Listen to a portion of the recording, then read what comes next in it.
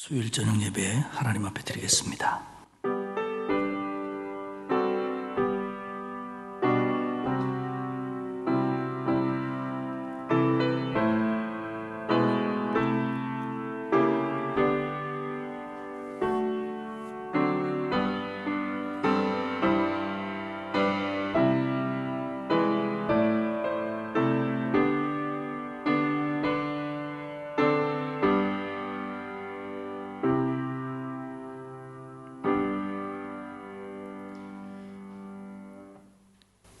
코로나19의 어려움 속에서도 한결같은 사랑으로 우리를 지켜주시며 우리의 목자가 되어주신 하나님께 감사와 영광과 찬양을 올립니다.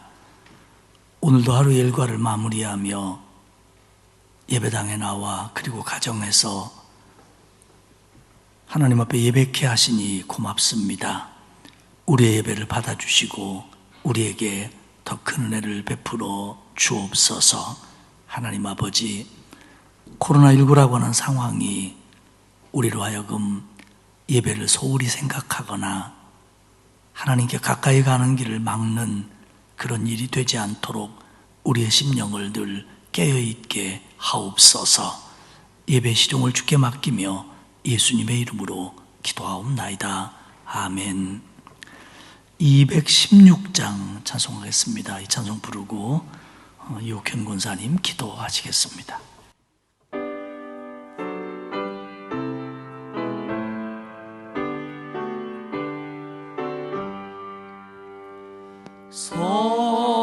성자의 귀한 몸 날 위하여 버리신 그 사랑 고마워라.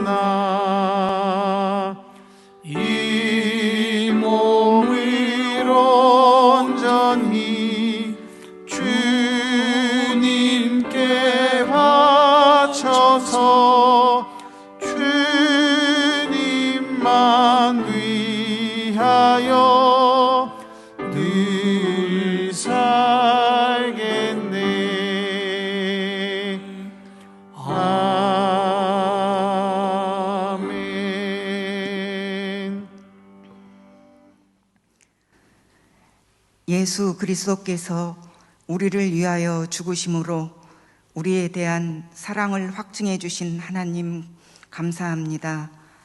순간순간 주님의 그 사랑과 은혜를 잊고 늘 넘어지고 반복해서 죄짓는 우리들이지만 여전히 우리를 기다려 주시고 만나 주시고 사랑해 주시니 감사합니다. 아멘. 하나님의 택함받은 자녀로서 가족과 이웃들에게 그리스도의 향기를 나타내며 증인된 삶을 살아야 되는데 우리의 연약함으로 증인된 삶을 살지 못하고 있음을 고백합니다. 우리가 온전해짐으로 세상 사람들에게 주님을 증거할 능력은 없지만 점점 변화되는 모습, 변하려고 노력하는 모습을 통해 가족과 이웃들에게 선한 영향력을 끼치는 참된 그리스도인이 되게 하옵소서. 아멘. 주님, 작년부터 지속되고 있는 코로나 팬데믹으로 인해 우리나라는 물론 전 세계가 참으로 힘든 시간을 보내고 있습니다. 다윗이 하나님보다 사람의 숫자를 의지함을 회개하고 하나님께 예배할 때 7만 명을 죽게 한 전염병이 멈췄던 것처럼 믿는 우리들의 진심 어린 회개와 변화를 통해 전염병이 속히 온전하게 소멸되게 하옵소서. 아멘. 그동안 코로나로 인해 교회와 성도들이 세상 사람들에게 받은 조롱과 멸시가 억울한 면이 없진 않지만 우리 각자의 모습과 한국 교회의 부끄러운 민낯도 드러났사오니 위기 때 우리를 돌아보고 하나님은 지금 우리에게 무엇을 원하시며 무엇을 기뻐하실까를 묻고 하나님 앞에 바르게 반응함으로 이 어려움이 변하여 오히려 한국 교회 부흥의 계기로 바꾸어 주시옵소서. 주님, 위기의 코로나를 비켜가지 못하고 사방이 막혀 경제적인 어려움에 처하고 육신의 큰 질병과 관계의 어려움 등 말로 다 할 수 없는 여러 문제들로 힘든 광야의 시간을 보내고 계시는 분들도 많이 계신 줄 압니다. 이 사망의 음침한 골짜기를 걸어가는 것 같은 고난 가운데 하나님의 뜻을 다 알 수도 이해도 되지 않지만 우리의 목자가 되어 부족함이 없는 은혜를 주시는 하나님만 온전히 믿고 신뢰함으로 하나님의 때를 기다릴 때 안 될 것 같은 것이 되고 막혔던 일들이 풀리며 상처와 아픔들이 치유되고 회복되는 역사가 일어나게 하옵소서. 아멘. 우리 강서교회를 사랑하시는 주님, 지금도 너무 좋은 교회이지만 앞으로 5년, 10년 뒤인 우리 자녀 세대에게 더 좋은 교회 되게 하시고 예수님과 함께 동행할 수 있는 하나님 마음에 합한 제자를 길러내는 교회, 말씀대로 살아가고자 치열하게 씨름하는 교회, 하나님의 시선을 의식하며 두렵고 떨리는 자세로 나아가는 교회, 하나님께 쓰임받는 특권을 누리는 성도가 많은 교회 되길 원합니다. 아멘. 특별히 담임 목사님, 부목사님, 전도사님들에게 영과 육을 강건하게 하시고 성령 충만하신 가운데 우리 성도들을 영적으로 양육하시는데 부족함이 없도록 하시며 어려운 여건과 낙심 중에 있는 연약한 성도들이 실족하지 않고 넉넉히 일어설 수 있도록 예수님의 마음이 느껴지는 주의 종들이 되시도록 은혜 위에 은혜를 넘치게 부어 주옵소서. 아멘. 이 시간 담임 목사님을 통해 주실 귀한 은혜의 말씀 기대합니다. 하나님의 생명의 말씀을 뉴스나 사람들의 얘기보다 가볍게 여기진 않는지 우리 자신을 돌아보며 마음을 다잡고 경건한 자세로 말씀 앞에 서길 간구드리며 예수님 이름으로 기도드립니다. 아멘. 아멘.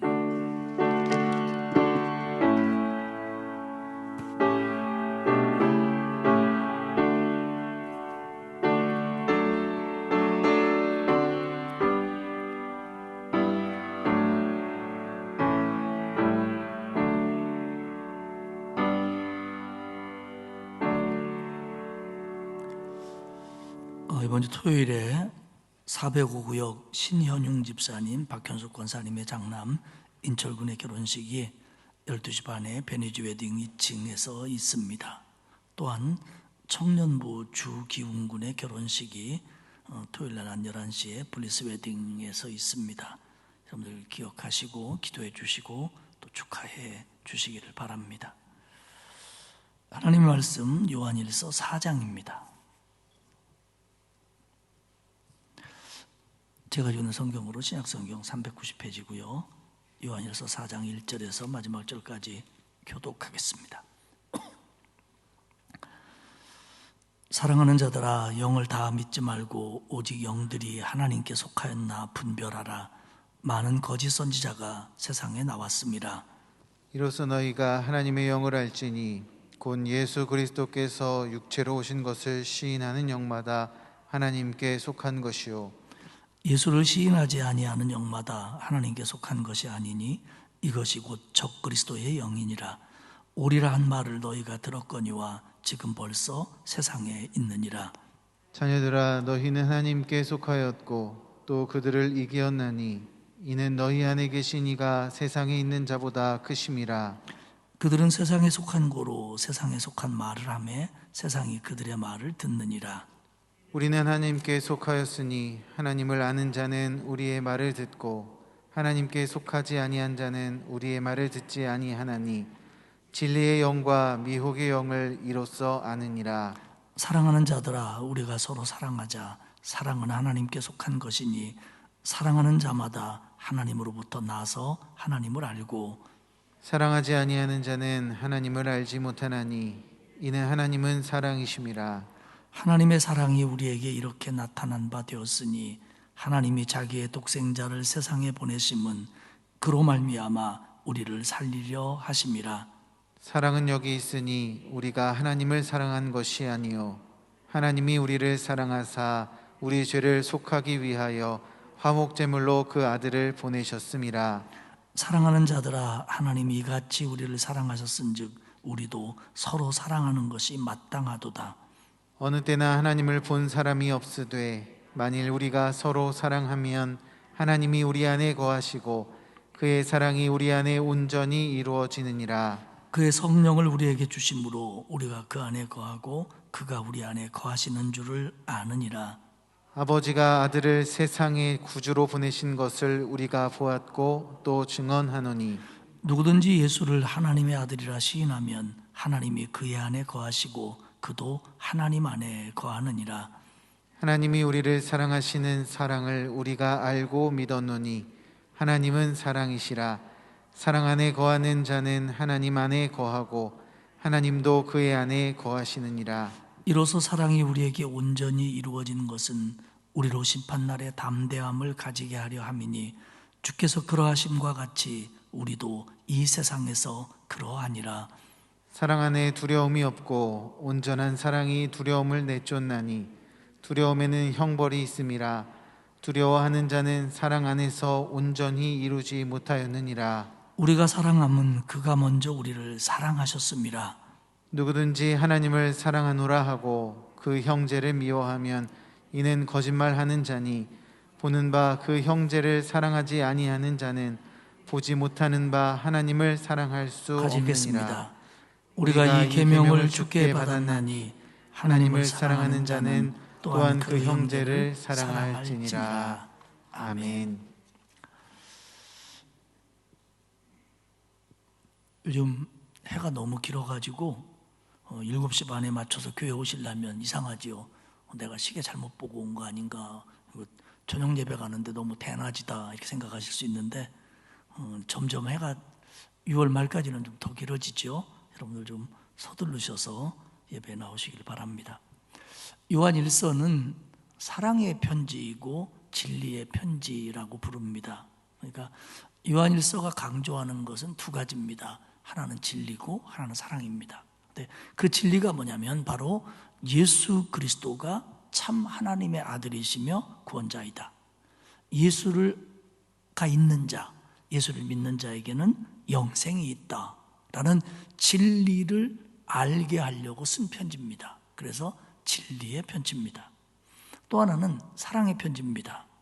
계속 말씀드리는 것처럼 당시 에베소와 그 주변 교회들에게 문제를 일으키고 있는 영지주의자들은 극단적인 이원론이기 때문에 영만 구원받으면 되는 거고, 구원이라는 건 영에 속한 것이기 때문에 영이 구원받은 우리는 육이야 어떻게 살든지 상관할 거 없다. 다시 말하면 사랑을 하든지 말든지 그건 신앙이나 구원하고는 관계없는 거다, 이렇게 말을 했습니다. 그렇기 때문에 요한은 이것을 바로잡기 위해서 구원받은 자는, 하나님의 자녀는 사랑해야 된다라는 걸 강조합니다. 그래서 예수 그리스도가 하나님의 아들 구세주다, 예수를 믿는 자에게 생명이 있고 구원이 있다라고 하는 진리와, 구원받고 하나님의 자녀된 사람들은 하나님의 사랑을 본받아 사랑해야 된다, 이 두 가지가 요한일서의 핵심적인 가르침입니다.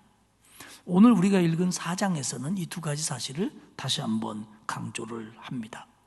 앞부분은 진리를 분별하라라는 얘기입니다. 영들을 분별해라. 4장 1절을 볼까요? 사랑하는 자들아, 영을 다 믿지 말고 오직 영들이 하나님께 속하였나 분별하라. 많은 거짓 선지자가 세상에 나왔습니다. 거짓 선지자들이 세상에 많다. 그런데 그들의 영이 하나님께 속한 영인지, 그들의 가르침이, 그들의 주장이 진리인지 분별해라 라고 이야기를 합니다. 영을 다 믿지 마라. 영에 관한 얘기를 한다고 그래서, 신앙에 관한 얘기를 한다고 그래서 그들이 다 하나님께 받은 영으로 하나님께 속한 사람이라고 볼 수 없다. 그러니까 모든 영을, 다시 말하면 신앙에 관한 어떤 진리를 말하는 것처럼 보인다고 해서 무조건적으로 그걸 다 받아들이지 말아라. 하나님 얘기한다고 해서 모든 것이 다 진리가 될 수는 없다. 그러니까 과연 영을 받고 하나님으로부터 영감을 받았다고 하는 자들이 주장이 과연 그 영이 하나님께 속한 영인지 너희들은 판단해야 한다라는 얘기입니다.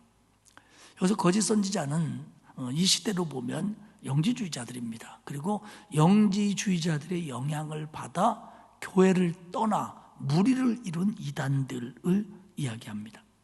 그러면 그 영이 하나님께로부터 온 영인지, 그들이 정말 하나님의 사람들인지를 분별해야 되는데, 그 분별하는 기준이 뭐냐?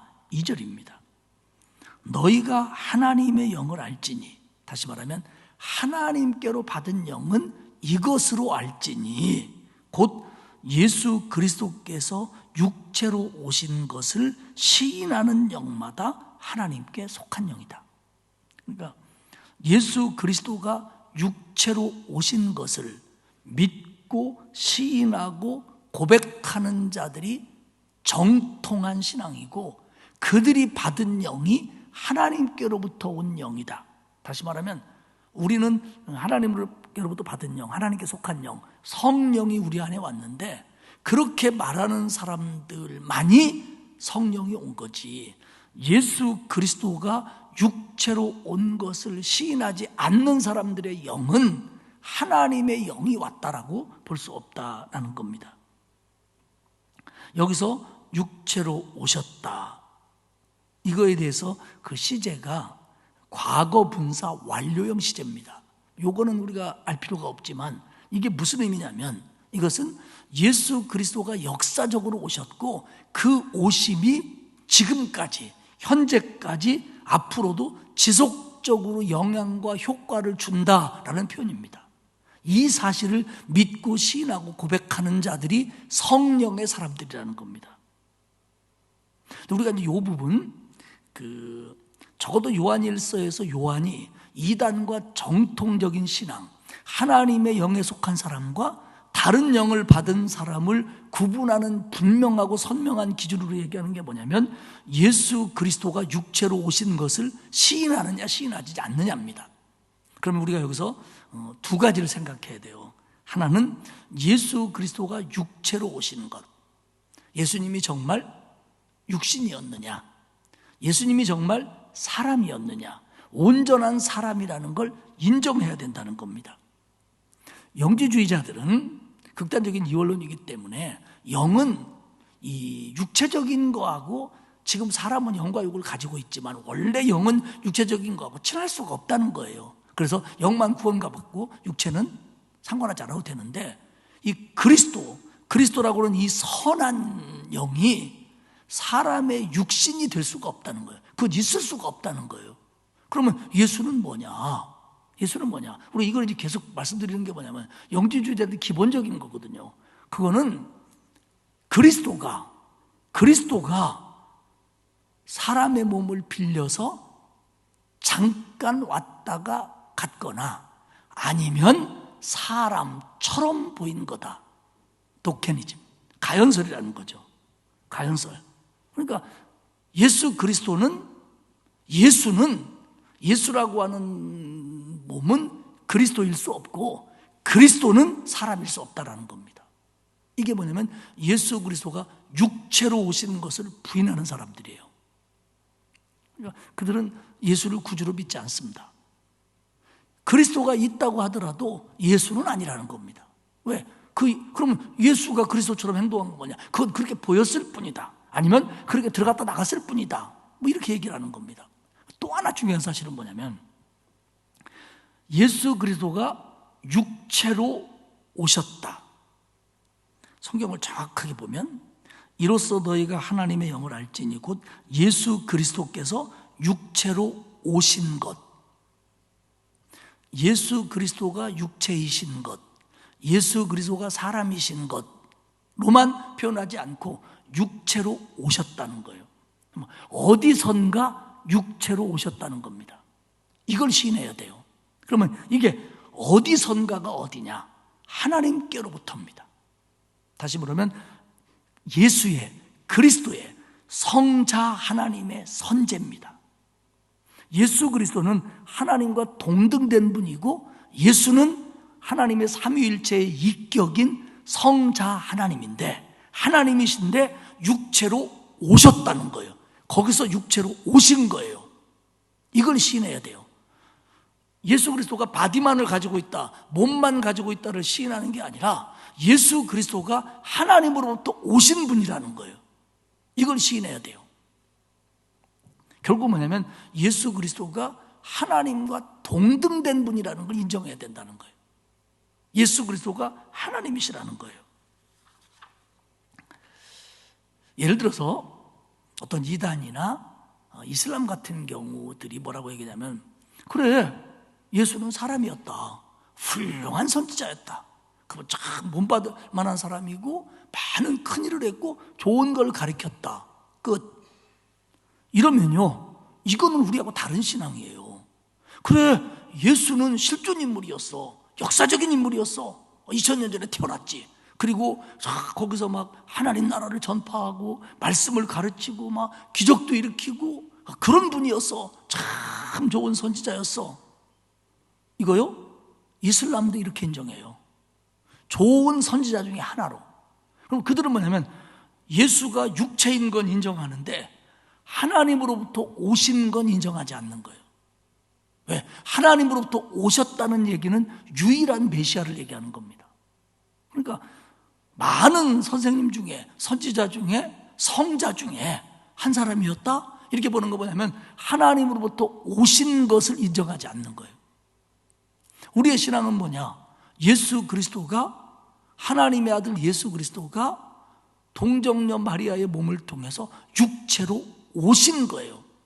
그날 예수라는 분이 응애 하고 탁 생겨난 게 아니라 원래 있던 예수님이 육체로 오신 거예요.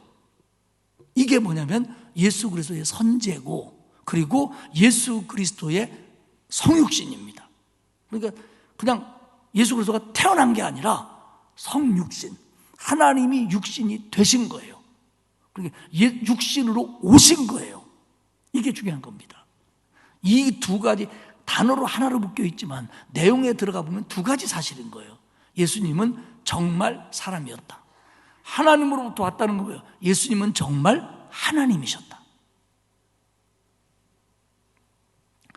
이거 가지고요, 초대교회가 이 요한 1, 2, 3, 4뿐만 아니라 100년, 200년, 300년 동안 이 문제를 가지고 교회가 고민하고요, 이 문제 가지고 이단들을 정리하고요, 이걸 지키기 위해서 교회가 얼마나 많은 수많은 희생을 했는지 몰라요. 그러니까 예수 그리스도는 완전한 사람이다. 육체다. 그런데 예수 그리스도는 완전한 하나님이다. 하나님으로부터 왔다. 그리고 그것은 예수 그리스도가 사는 동안 반쪽은 신이고 반쪽은 하나님이 아니라 그것은 한 인격 안에서 조화롭게 문제없게 이루어졌다. 이게 정통적인 신앙입니다. 근데 그거에 대해서 어떤 이들은 아까 말씀드린 것처럼 예수 그리스도가 육신이었는데 세례받을 때 그리스도가 들어왔다가 십자가에서 그리스도가 떠났다 이런 얘기도 있고 별의별 얘기를 다 하고 복잡한 얘기는 다 설명할 수 없습니다만은 그 300년대 AD 300년이 지날 때까지 이런 논쟁을 가지고 교회는 에큐메니컬 공의회, 그러니까 그 교회들의 오늘로 말하면 목사님들, 장로님들, 신학자들이 모여가지고 바울이 이렇게 얘기했는데 주님이 이렇게 말씀하셨는데 이게 어떤 것들이냐를, 왜냐하면 우리처럼 정리가 안 돼 있으니까 그걸 가지고 얼마나 노력을 했고, 사실 이런 요한일서 같은 이런 노력들을 통해서 정통적인 신학이 만들어지고, 이게 신학이 먼저 만들어진 게 아니라 신앙 속에서 신앙을 정리한 진리가 나오고, 그리고 그것이 우리에게까지 지금 전수되고 있는 거예요. 그러니까 오늘도 누가 적그리스도냐? 가장 중요한 기준이 이거예요. 예수 그리스도가 정말로 이 땅에 사신 육신이었다. 그런데 그분은 육신뿐만 아니라 하나님으로부터 온 하나님이셨다. 예수 그리스도가 육체로 오신 것이다. 이게 우리의 가장 기본적인 신앙 고백입니다. 그렇기 때문에 예수 그리스도는 십자가에 달려 돌아가셔서도 부활하신 거고, 그분이 만약에 육체만을 가지고 있다면 사람은 다 죄인인데 그분이 십자가에 달리신 거지, 그분하고 상관이 있는 거지, 그분이 어떻게 내 죄를 감당해요? 본인도 예를 들어 내가 우리 집사람 사랑하니까 죽을 때쯤 돼갖고 여보 당신의 모든 죄는 내가 안고 갈게. 뭘 안고 가? 내 것도 감당 못하는데. 그러니까 예수 그리스도가 하나님이시기 때문에, 죄 없으신 하나님이기 때문에 우리의 죄를 감당할 수 있는 거죠. 이걸 부정하는 거예요. 이걸 부정하는 거예요. 예수님이 육신으로 온 것도 부정하고 예수 그리스도를 통해서 구원받을 수 있는 길이 있다는 것도 부정하는 거예요. 영지주의자들은. 그들이 주장하는 것처럼 잘 설명하기도 어려워요. 왜냐하면 그들의 이론 자체가 설명되기가 좀 어려운 이론이에요. 그 깊은 어떤 영적인 지식을 습득하게 되면 이건 배워서 되는 것도 아니고 신으로부터 오는 거다. 니들은 없고 나는 있다. 이것이 되게 되면 진리를 깨닫게 되고 모든 거로부터 자유로워지니까 육신 같은 건 굶든지 놀든지 즐기든지 말든지 의미가 없다. 이런 가르침이거든요. 그럼 3절에 얘기해요. 예수를 시인하지 아니하는 영마다 하나님께 속한 것이 아니다. 그러니까 예수 그리스도가 육체로 오신 것을 시인하지 않는 영마다 그건 하나님의 영이 아니다. 성령은 그럴 수가 없다는 겁니다. 이것이 뭐냐? 적그리스도의 영이라는 겁니다. 그 4절에서 얘기하죠. 자녀들아, 너희는 하나님께 속하였고. 왜? 예수 그리스도가 육체로 오시는 것을 믿고 시인하니까 하나님께 속한 겁니다. 그리고 너희는 그들을 이겼다. 왜? 너희 안에 계신 이가, 성령이, 그리스도가 세상에 있는 자보다, 사탄보다 크기 때문이다. 성도들은 걱정했습니다. 이단이 막 생기고 이단이 늘어나고 자기들 신자 중에서 이단으로 빠져나가고, 그러니까 아니 이거 우리 교회 큰일 났네, 이런 생각들을 가진 거예요. 요한이 얘기하는 겁니다. 아니다. 우리는 예수 그리스도를 지인하기 때문에 하나님께 속한 것이고 우리는 그들을 이긴다. 왜? 우리 안에 계신 분이, 성령이, 그리스도가, 하나님이 저들 안에 있는 자보다 크시기 때문이다. 더 능력 있고 더 권능 있고 더 진짜이기 때문이다. 할렐루야. 교회는요, 수많은 교회 역사 속에서 많은 핍박을 받았습니다. 그리고 수많은 이단들이 교회를 흔들어 놨어요. 그래도 교회는 지지 않았습니다. 어떤 때는 교회가 지하로 들어가고, 어떤 때는 교회가 순교를 당하고, 어떤 때는 이단에 때문에 어느 나라 어느 지역에서 풍비박산이 나더라도 교회는 지지 않았어요. 왜 그러냐? 우리가 강하고 우리가 신학적으로 분명하고 우리가 똑똑하고 우리가 기도 많이 해서가 아니라 우리 안에 계신 이가, 우리 공동체 안에 계신 이가 그것들을 주장하는 세상에 있는 것보다 훨씬 강하기 때문입니다. 할렐루야. 그렇기 때문에 믿음이 이기는 거예요. 때문에 교회가 이기는 거예요. 그렇기 때문에 성도가 이기는 거예요. 이거는 막 접전하는 것 같지만, 때로는 막 그놈들이 막 더 득세하는 것 같지만, 우리는 이미 결과가 난 게임을 다시 한번 보는 것처럼 마음의 평안을 가지고 뭐 이단의 등장이나 핍박이나 박해나 여론이나 그런 걸 바라볼 때, 그래, 그럴 수 있다. 그러나 결과는 누가 이긴다? 우리가 이긴다. 내가 이긴다. 그런 믿음을 가지시기를 축복합니다. 그런데 중요한 건 뭐냐, 5절 얘기예요. 그들은 세상에 속했기 때문에 세상에 속한 말을 하고 세상은 그들의 말을 듣느니라. 그러니까 이 미혹하는 영은 세상의 영입니다. 그러니까 세상의 영은 세상 사람들의 입맛에 맞추는 거예요. 그러니까 세상 사람들의 관점으로는 그 얘기가 더 편하고 좋은 거예요. 그래서 세상이 그들의 말을 듣습니다. 이단이 막 우리나라도 그렇지만 전 세계적으로 활기칠 때는 이론이 그럴듯해요. 우리가 볼 때는 말도 안 되는데 세상 사람들이 볼 때는 그럴듯한 거예요. 영지주의도 그래요. 영지주의도 사실 정말 우리가 구원 받았다? 우리의 구원은 100% 보장된다. 그런데 아무렇게나 살아도 된다. 이게 진리라면 우리는 구원받았고 우리가 어떻게 하든 이 구원은 흔들리지 않고 틀림없이 우리는 천국 가고 아무렇게나 살아도 되고, 그럼 난 수요일날 교회 안 와. 뭐 꼭 수요일날 내가 목사해야 될 이유가 어디 있겠어요? 아니 뭐 그래도 목사라니까 보일 때는 그렇다고 하더라도 속으로는 아무렇게 살면 어때요? 그걸 하나님이 그렇게 정했다면, 그래도 그게 구원이라면, 그래도 그게 우리 구원이 안 흔들리려고 하면, 에이 목사님 어떻게 그렇게 살아요? 그건 우리 안에 성령이 들어와 있기 때문에 그런 말을 하는 거지.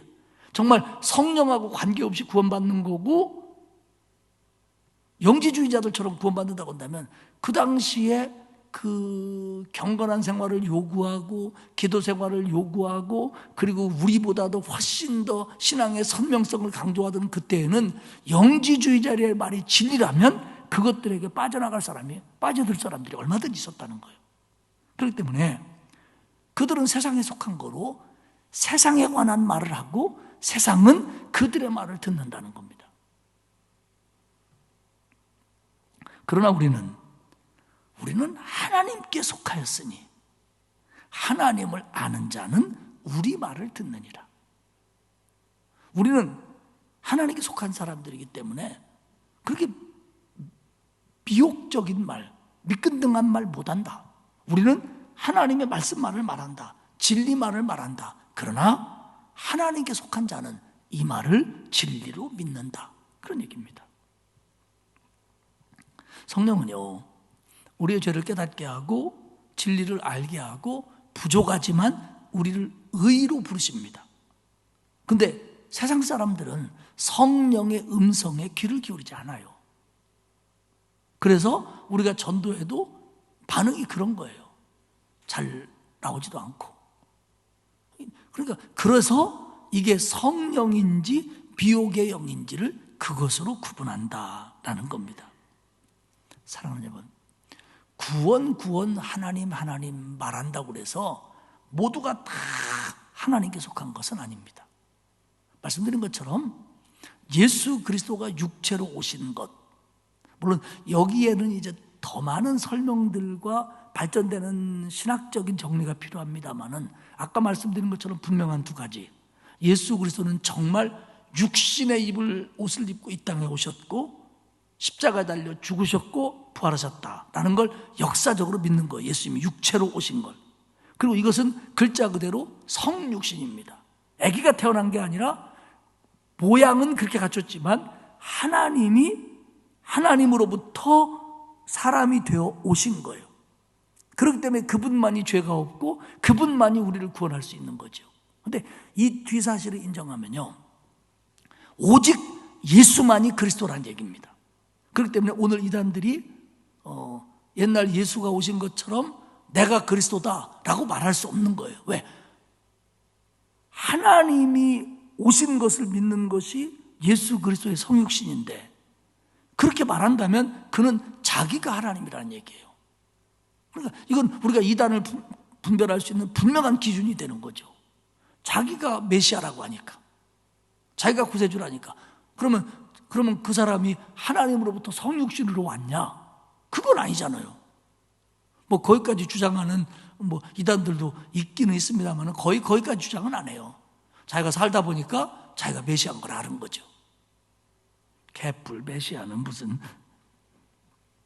사랑하는 여러분, 우리가 이제 뭐 신학생도 아니고 신학적으로 뭐 이렇게 그 부분만 얘기하지는 않습니다. 그러나 우리가 설교를 들으면서 성경을 읽으면서 혹은 교회에서 성경 공부를 통해서 이런 것들을 배울 때 우리 머릿속에서 잘 정리가 돼야 됩니다. 나중에 다른 것들은 다른 거지만 오늘은 예수 그리스도 육체로 오신 것을 시인하는 건 두 가지라고 그랬습니다. 예수님이 정말 육체로 계신 분이다. 사람이셨다. 근데 그분은 오신 분이다.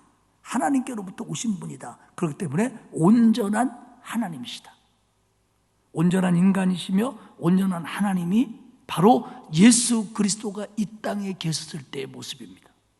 그러면 지금 예수 그리스도는 부활 승천하셔서 영화의 몸이 되셨습니다. 그러면 그 예수 그리스도에게는 육체로 오셨을 때의 육체는 지금은 의미가 없지요. 그리고 우리가 예수 믿고 구원받아 천국 가면, 주님 다시 오실 때 들림 받으면 우리는 영화의 몸이 된다는 거예요. 그럴 때 우리의 지금 육체는 그 육체가 아니라는 거죠. 제가 장례식장에서 맨날 얘기합니다만은, 아니 천국 가서 사는데 지금처럼 아프고 지금처럼 흰머리 많고 지금처럼 막 쑤시고 지금처럼 늙고 이런 몸으로 천국서 살면 천국이 아닐 것 같아요. 그러니까 요양원에서 이렇게 누워 계셨다가 돌아가셨는데 천국 가서도 누워 있으면 뭐 거기도 요양원이게? 그렇기 때문에 그게 아니고 우리는 여기에서 육체가 의미가 없는, 여기에 사는 동안은 육체가 참 의미가 있지만 하나님 나라 가서는 육체가 의미가 없는 영화의 몸이 된다. 그게 어떤 것인지 저도 몰라요. 하지만 분명 그때는 눈물도 없고 고통도 없고 슬픔도 없고 아픔도 없고 만물이 새로워진 나라, 모든 것을 새롭게 한 나라에서 그런 새로움을 느끼면서 사는 천국, 굉장한 나라가 우리를 기다리고 있다는 거죠. 이 모든 것들이 예수 그리스도가 육체로 오시고 하나님으로부터 오시고 나를 위해서 십자가에 달려 죽으시고 내가 그걸 시인할 때 구원받았다고 하는 진리 위에 설 때만 가능한 얘기라는 거죠. 앞에 것이 무너지면 저 뒤에 것은 다 망상입니다. 있을 수 없는 얘기예요. 그래서 우리에게 진리가 필요하고 우리의 신앙이 신학적으로 성서적으로 반듯해야 된다는 거예요. 그런데 이단들은 이렇게 정리가 안 돼 있다는 거죠. 막 만들어낸다는 거죠. 그리고 미혹의 영을 받았고 세상의 영이기 때문에 세상 사람들은 쏠깃한다는 거죠. 그런 대로 세상 사람들을 끌어가는 힘이 그들에게 있어요. 그런데 그건 다 결국 망할 영이고 심판받을 영이라는 거죠. 두 번째 얘기는, 그렇다면 하나님 안에 거하는 자, 아까 얘기한 대로 예수 그리스도를 육체로 오신 것을 믿는 자가 하나님의 백성이고 진리의 영이고 그게 진짜다. 그런데 두 번째 얘기는 뭐냐면 사랑하는 자가 진짜라는 겁니다. 사랑하는 자가 하나님 안에 거하는 거다. 7절을 볼까요? 사랑하는 자들아 우리가 서로 사랑하자. 이 대전제입니다. 요한일서의 대전제예요. 사랑하는 자들아 우리가 서로 사랑하자. 사랑은 하나님께 속한 것이다. 사랑이라는 게 어떻게 생겼냐? 그건 하나님께로부터 온 거다. 하나님이 기원이다. 그리고 여러분, 사랑이요, 그리스도인의 성서적인 견해로는 윤리나 선함이나 미덕이 아닙니다. 사랑은 거룩한 차원인 거예요. 왜? 하나님께 속한 거예요. 사랑이 많으면 뭐 마음 좋고 착하고 뭐 윤리적이고 뭐 이런 차원의 얘기는 세상에서 얘기하는 거고, 오늘 요한이 얘기하고 요한이 말하는 사랑은 이건 신앙이라는 거예요. 이건 거룩한 것에 속한 거라는 거예요. 하나님께 속한 거라는 거예요. 하나님께 속한 거라는 거예요. 그래서 사랑하는 자마다 하나님으로부터 나서 하나님을 알고. 자, 한번 물어볼게요. 사랑하는 사람은 다 구원받은 사람이다. 동의할 수 있습니까? 사랑이 많은 사람은 다 하나님의 자녀이다. 동의할 수 있습니까? 없죠. 말이 안 되죠. 아까 얘기했잖아요. 예수 그리스도가 하나님께로부터 온 것을 시인하는 사람이 구원받은 사람인데, 동네에서 사랑 많고 퍼주기 좋아하고 나눠 먹기 좋아한다고 그래서 그것도 사랑인데 그들이 다 구원받은 거냐? 아닙니다. 분명한 건 뭐냐면 모든 인간이 가지고 있는 사랑할 수 있는 능력은 하나님이 준 거예요. 하나님이 인간에게 그 능력을 줬어요. 그런데 참 사랑을 가진 자는, 여기서 얘기하는 사랑은 뭐냐면 하나님을 사랑하고 사람을 사랑하고 그 사람을 사랑해서 그 영혼이 구원받지 못한 것까지도 안타까워하는, 이런 구원의 입장에서 사랑을 보는 참사랑을 가진 사람은 하나님께로부터 난 자입니다. 이건 맞죠? 그러니까 사랑을 하는데 하나님을 사랑하고 사람을 사랑하고, 얼마나 사람을 사랑하냐면 그 영혼이 구원받지 못한 것까지도 안타까워하는 마음으로 사람을 사랑하는 사람은, 그 사람은 구원받은 사람입니다. 동의할 수 있습니까? 그겁니다. 바로 이 얘기가. 그냥 마음 좋다고 구원받을 것 같으면 무슨 NGO 단체가 구원 제일 많이 받게요? 결국 참사랑이라는 게 뭐냐? 하나님을 사랑하고 사람을 사랑하는데 그 사람을 사랑하는 것이 우리가 생각하는 사랑하는 걸 다 포함해서 영적인 사랑까지 가지고 있는 거, 그게 정말 여기서 얘기하는 사랑하는 자마다입니다. 이런 사랑을 하는 사람은 하나님을 알고 하나님께로부터 났다. 다시 말하면 거듭났다라는 겁니다. 8절에 얘기합니다. 사랑하지 아니하는 자는 하나님을 알지 못하나니 이는 하나님은 사랑이십니다. 근데 사랑하지 않는 사람은, 어떤 사랑이든 사랑하지 않는 사람은 하나님을 알지 못하는 거다. 왜? 하나님은 사랑이시다. 하나님은 사랑이 많으시다. 하나님은 사랑을 하신다가 아니고 하나님은 사랑이시다. 다시 말하면 하나님이 사랑의 근원이고 하나님은 사랑 그 자체고, 하나님의 본질이 사랑이고 하나님의 성품이 사랑이고, 사랑이 하나님의 행동 중에 일부다가 아니라 하나님이 하는 행동은 다 사랑이다라는 거예요. 그러니까 하나님이 하시는 행동 중에 요건 사랑이다가 아니라 하나님의 모든 건 사랑이라는 거예요. 이게 하나님은 사랑이시다. 그러면 그 하나님은 그런 사랑을 가지고 있는데 그 사랑을 우리가 어떻게 알게 되었느냐? 9절에 보면 하나님의 사랑이 우리에게 이렇게 나타난 바 되었다. 요한이 요한복음과 요한서신에서 나타났다라고 하는 건 뭐냐면 하나님의 의도와 하나님의 섭리 가운데 하나님의 역사로 나타난 사실과 내용을 얘기하는 겁니다. 그러니까 하나님의 사랑이 이렇게 나타났다. 예수 그리스도가 우리에게 오셨다는 건 하나님의 사랑으로 의도하신 바가 우리 앞에 펼쳐진 거라는 거예요. 그게 뭐냐면 예수 그리스도의 성육신이에요. 그리고 십자가에 달려 돌아가심입니다. 하나님의 사랑이 우리에게 나타난 바 되었으니 자기의 독생자를 세상에 보내심은 그로 말미암아 우리를 살리려 하십니다. 하나님의 사랑은 어떻게 났냐? 그리스도의 성육신으로 나타났다. 근데 그 성육신의 목적이 뭐냐? 예수님이 오신 목적이 뭐냐? 바로 우리를 살리려 하십니다. 죽어마땅한 우리를, 죄인인 우리를 살리기 위해서 예수 그리스도가 오신 것, 그것이 하나님의 사랑이 우리에게 나타난 가장 대표적인 거다. 이렇게 설명을 하는 겁니다. 그래서 그 예수님을 우리 죄를 속하려고, 우리를 구원하시려고 화목제물로 그 아들을 보내셨다. 하나님 사랑 중에 제일 큰 게 뭐냐? 우리가 알고 싶다시피 예수 그리스도가 와서 나를 위해서 십자가에 달려 돌아가신 거, 그게 하나님 사랑이 우리에게 나타난 가장 큰 모습이다. 우리가 하나님을 사랑한 게 아니다. 그런데 하나님이 우리를 사랑했다. 하나님이 먼저 우리를 사랑하셨다. 그리고 우리가 사랑한다는 건 이 사실을 알고 믿고 반응하는 거다. 여러분, 우리가 왜 사랑해야 되냐면 하나님이 우리를 사랑하셨어요. 그래서 하나님이 우리를 사랑하면 하나님 나 사랑하지 않는 것 같아, 뭐도 안 주고 그걸 떠나서 하나님이 우리를 사랑한 것이 가장 크게 나타난 게 뭐냐면 예수 그리스도가 나를 위해 죽으신 거예요. 그러면 내가 구원받았다고 하는 것은 하나님의 가장 큰 사랑을 받은 거예요. 도저히 다른 사람은 줄 수 없는 사랑을 받은 거예요. 여러분, 제가 여러분을 아무리 사랑하고 여러분 가족이 여러분을 아무리 사랑하고 여러분이 누군가를 아무리 사랑해도 그를 구원할 수는 없어요. 근데 하나님은 나를 구원하는 사랑을 내게 베풀어 줬어요. 이거보다 큰 사랑이 어디 있어요? 너무 고마운 거예요.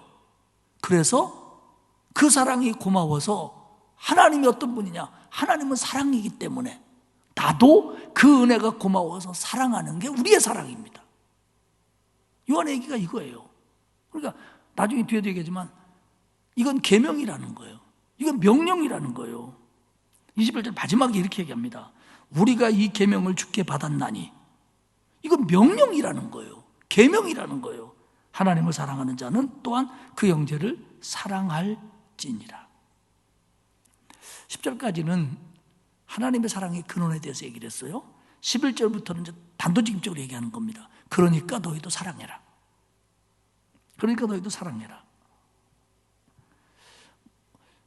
요한서신의 강조점은 모든 사람을 사랑하는 거지만 특별히 형제, 성도를 더 사랑하라는 거예요. 거기서부터 시작되는 거니까 우리 그리스도인의 사랑은 12절 어느 때는 하나님을 본 사람이 없을 때 하나님은 보이지 않는다.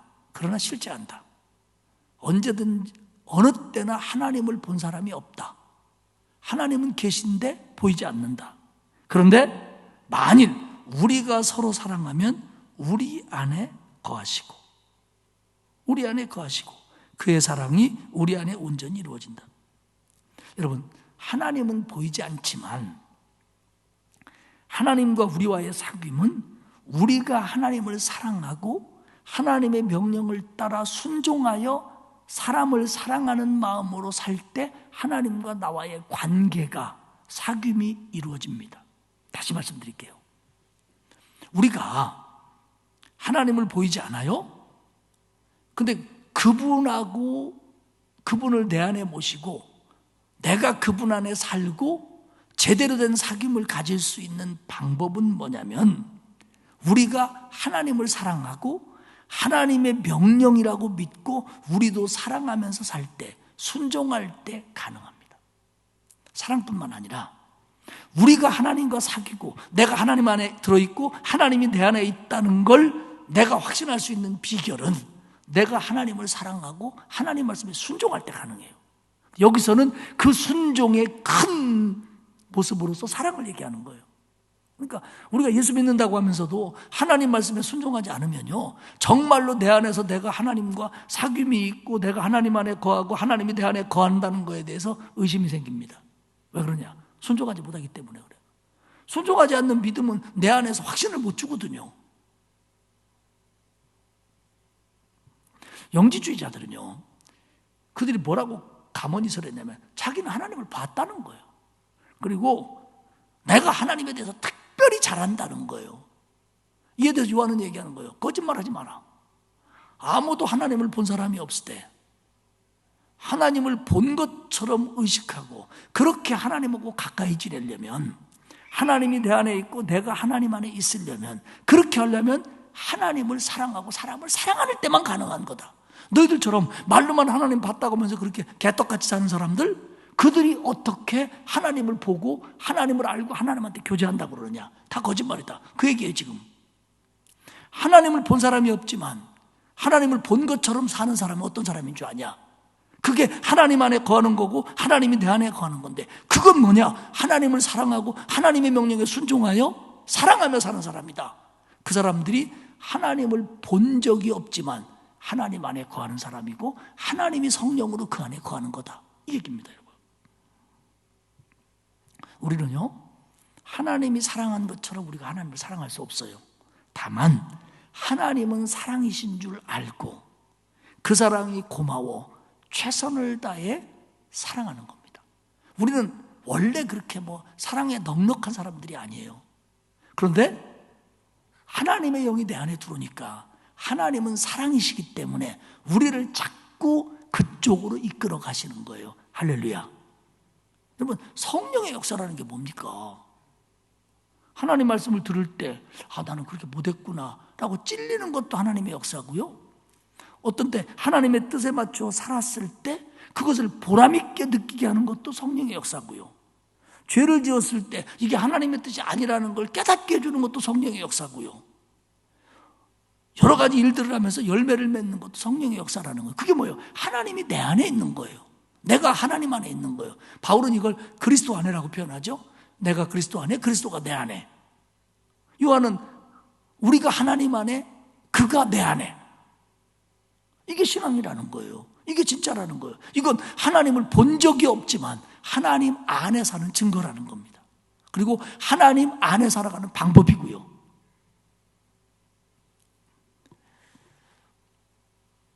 우리가 하나님의 사랑을 실천할 때, 교회 공동체가 하나님의 사랑을 실천할 때 하나님을 모르는 사람들이 저게 교회의 사랑이구나, 예수 믿는 사람의 사랑이 저거구나, 이게 뭐냐면 결국 하나님의 사랑을 알게 된다는 거예요. 그들도.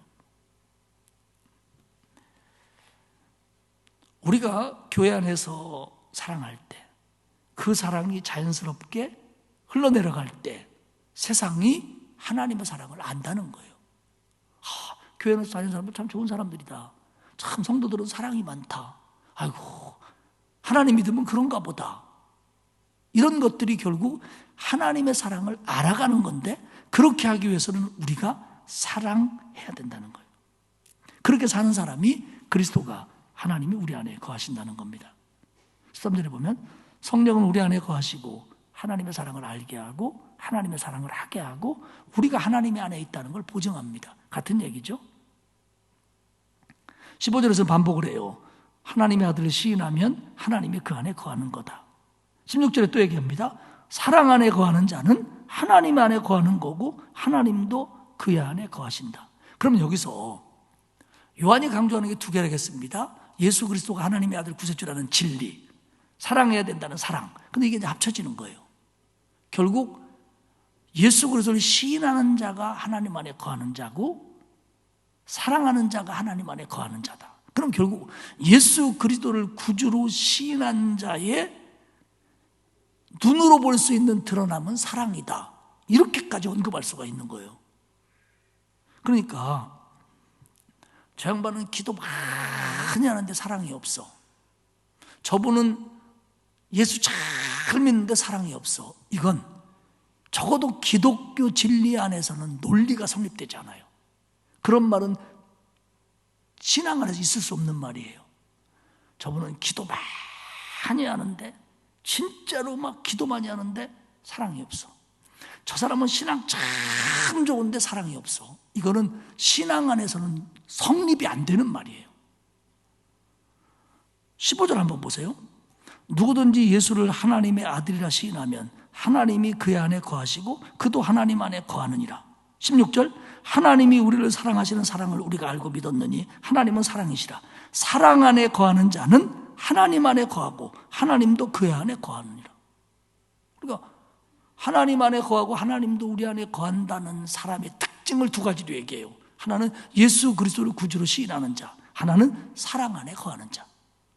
그 이 사랑 안에 거한다는 건 그냥 사랑이 많다는 뜻이 아니라 하나님이 나 같은 자를 위해서 예수 그리스도를 보내주신 사랑을 믿고 그 사랑으로 하나님을 사랑하고 사람을 사랑하고 사람의 영혼까지 사랑하는 그 사랑을 얘기하는 거예요. 그 사랑 안에 거하는 자가 하나님 안에 거한다. 그러면 예수 믿고 구원받은 사람은 어떻게 되느냐? 하나님을 사랑하고 사람을 사랑하고 그리고 그 사람의 영혼까지 사랑하는 사람이 돼야 예수 그리스도를 제대로 믿는 거라는 거죠. 15절과 16절은 그것을 우리에게 분명하게 얘기해 줍니다. 그렇게 되면 17절, 18절에 우리를 담대하게 만들어서 하나님 앞에 서는 날 말세에 두려움이 없게 한다는 거예요. 17절에 보면 우리로 심판날에 담대하게 해준다는 거예요. 2장 28절에서도 진리 안에 있을 때 우리가 담대해진다 얘기를 했어요. 우리가 사랑할 때 담대해진다 이거 얘기했어요. 그러면 여기서 그 얘기입니다. 우리가 예수 믿는다고 하면서 예수님의 뜻대로 살지 못하고 순종하지 못하고 살았다면 주님 만나는 날 담대할 수가 없다는 거예요. 아우, 나 찝찝해.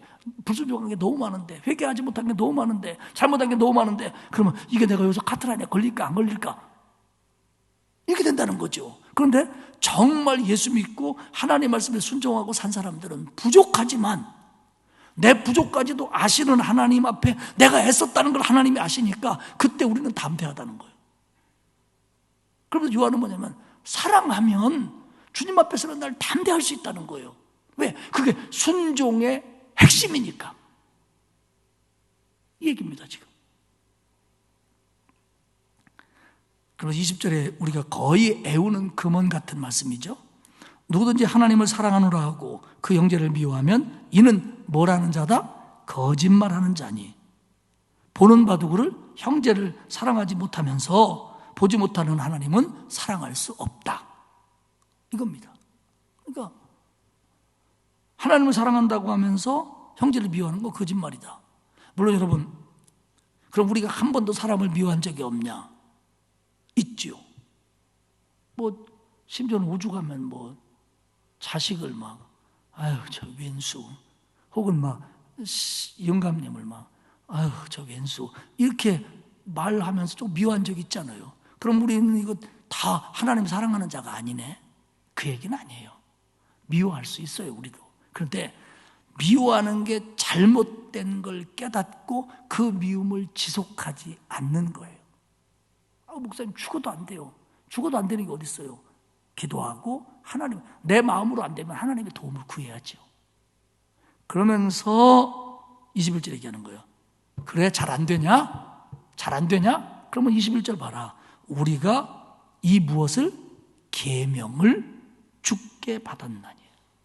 사랑은 너희의 선택이 아니라는 거예요. 하나님의 명령이라는 거예요. 예수님의 계명이라는 거예요. 살인하지 마라. 똑같이 사랑하랍니다. 주일 성수해라. 그와 똑같이 사랑하랍니다. 이게 계명이라는 거예요. 하나님 사랑과 사람 사랑은 하나의 계명이에요. 하나의 계명. 하나님을 사랑한다고 하면서 사람 미워하는 거 이거 있을 수 없다. 이거는 다 틀린 거다. 하나님을 사랑하고 형제, 성도를 사랑하고 이웃을 사랑하는 거 이건 한 묶음이라는 거예요. 한 계명이라는 거예요. 말씀을 정리하겠습니다. 신앙생활은 바르게 해야 됩니다. 신앙생활이 바르게 한다는 건 뭐냐면 바르게 믿어야 돼요. 바르게 믿는다는 건 뭐냐면 진리 안에 있어야 됩니다. 그러니까 하나님의 말씀이 뭐라고 하시는지, 왜? 하나님의 말씀은 결국 그리스도의 말씀이니까 이게 진리예요. 그런데 우리가 이걸 다 알지 못하기 때문에 또 이걸 해석하는데 어려움이 있기 때문에 이런 어려운 부분들을 정리한 것이 이제 신학이잖아요. 그러니까 신학의 입장에 서서 신앙생활을 하고 말씀을 보고 또 목사들은 어떤 본문을 설교하든 그런 바른 진리에서 자기의 임의나 목적을 위해서 잘못 해석하는 게 아니라, 물론 몰라서 잘못 해석할 수는 있죠. 그러나 어떻게든 간에 진리 안에 선 것을 가르치고, 그리고 우리 모두가 바른 진리 안에 서야 돼요. 이게 중요한 겁니다. 그러니까 저는 하나님 앞에 서는 날 교역자들에게 하나님이 체크하시는 것 가운데 중요한 것이 여러 가지가 있겠지만 그 중에 하나가 성도들을 얼마나 바른 신앙으로 가르쳤느냐, 진리로 가르쳤고 진리로 모범을 보이고 이끌었느냐가 굉장히 중요한 관건 중에 하나일 거라고 저는 생각해요. 잘 가르쳐야 되거든요. 왜? 그게 목회자의 사명이니까. 이거 성경 엉터리로 가르치면 큰일 나는 거잖아요. 그러니까 잘 진리 안에 서야 되고, 그리고 이 진리 안에 섰다는 게 뭐냐, 아까 말씀드린 것처럼 예수 그리스도가 적어도 영지주의를 겨냥해서 육체로 오시는 것, 예수님은 역사적인 인물이고 하나님이시라는 것, 사람이며 하나님이며 성육신이며 십자가에 죽으셨고 부활하셨고, 그건 하나님의 사랑이 나타난 거고, 그렇기 때문에 그 사랑을 아는 자는 순종하여 사랑하며 살아야 된다. 결국 이 묶음이 요한 1서가 강조하고 있는 거라는 거죠. 사랑하는 여러분, 우리 모두 말씀 안에 쓰고 지금까지 내가 은혜 받고 이런 거 다 중요해요. 또 내 경험, 내 처음, 내가 헌신한 거 다 중요해요. 근데 더 중요한 건 뭐냐? 말씀 안에 쓰는 겁니다.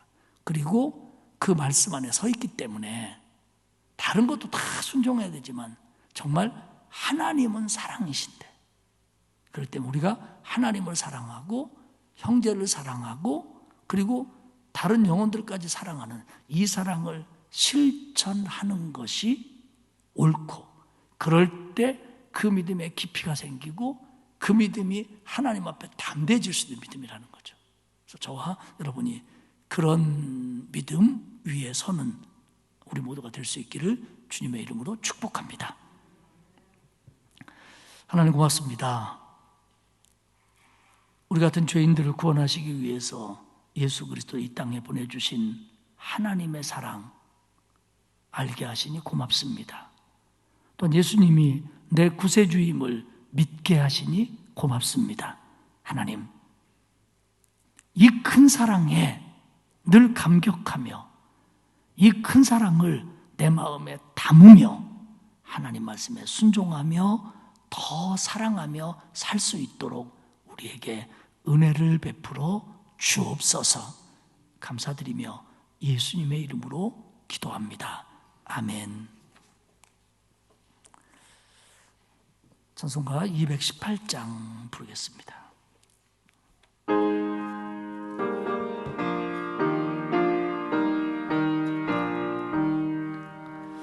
내 마음과 정성을 다하여서 주 너의 하나님을 사랑하라.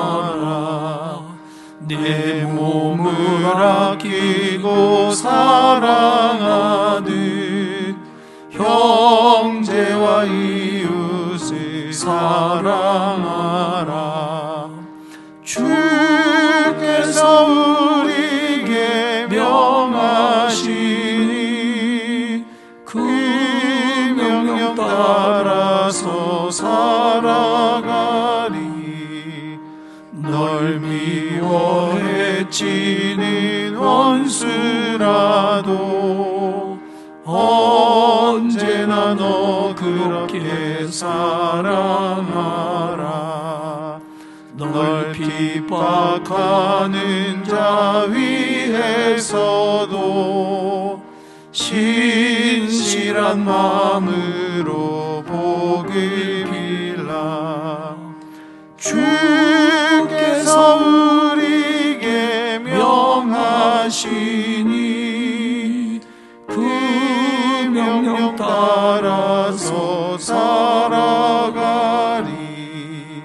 나 항상 주님을 멀리하고 형제를 사랑하지 못하였다. 이러한 죄인을 사랑하사 주께서 몸버려 죽으셨다.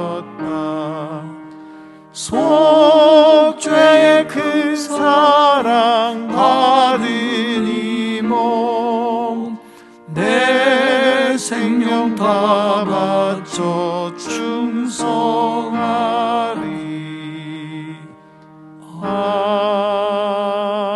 아멘. 우리가 하나님을 사랑하고 사람을 사랑하는 건 여러 가지 신앙 중 선택할 수 있는 한 가지가 아니고, 그것은 하나님 안에 거하는 방법이고 하나님 안에 사는 모습입니다. 이거는 타협의 여지가 없는 거예요. 이건 계명입니다. 하나님의 명령입니다. 그리고 그것이 하나님이 내 안에 있다는 증거 중에 확실한 겁니다. 자, 우리 옆에 분들에게 눈인사하겠습니다. 더 사랑하겠습니다. 그런 인사입니다. 윙크해도 돼요. 기도하겠습니다.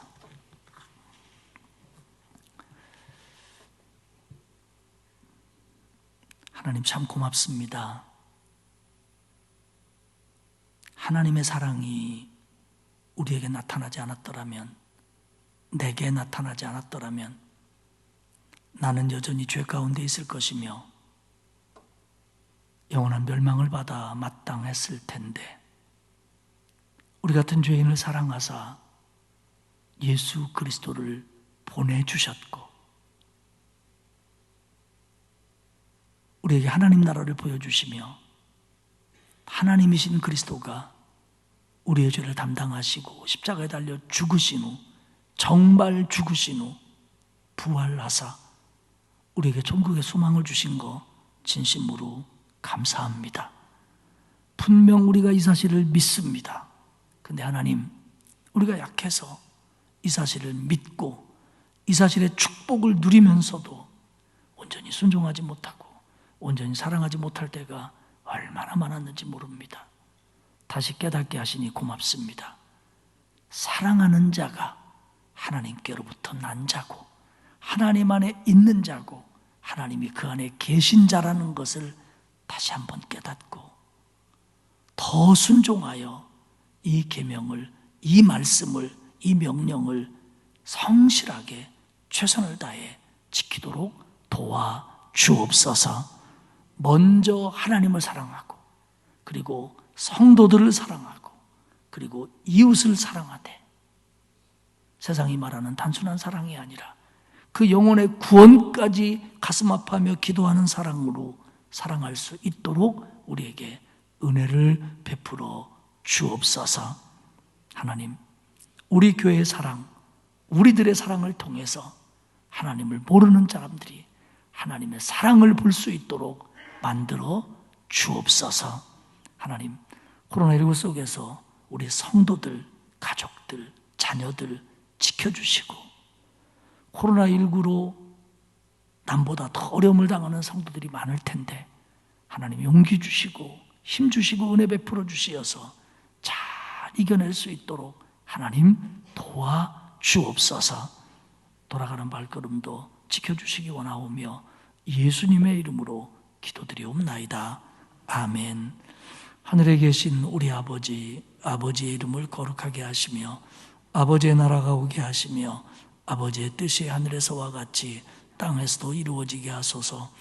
오늘 우리에게 일용할 양식을 주시고 우리가 우리에게 잘못한 사람을 용서하여 준 것 같이 용서하여 주시고 우리를 시험에 빠지지 않게 하시고 악에서 구하소서. 나라와 권능과 영광이 영원히 아버지의 것입니다. 아멘.